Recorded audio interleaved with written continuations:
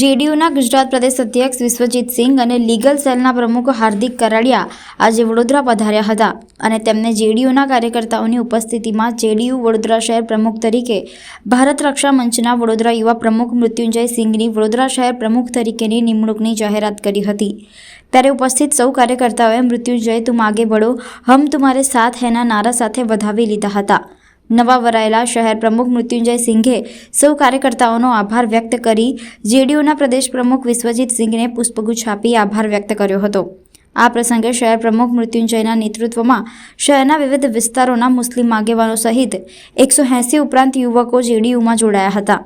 આ પ્રસંગે શહેર પ્રમુખ મૃત્યુંજય સિંઘે જણાવ્યું કે સૌથી પહેલાં અમો સંગઠનને મજબૂત કરીશું અને સામાન્ય લોકો સહિત ગરીબ તબક્કાના લોકોને મળી તેમના પ્રશ્નોનો હલ કરવાની કોશિશ કરીશું તથા શહેરના વિકાસમાં સહયોગ આપીશું। સૌને સાથે રાખીને સંગઠનને મજબૂત કરી તેનો વ્યાપ વધારવા સૌ કાર્યકર્તાઓને કામે લાગી જવાનું આહવાન આપ્યું હતું।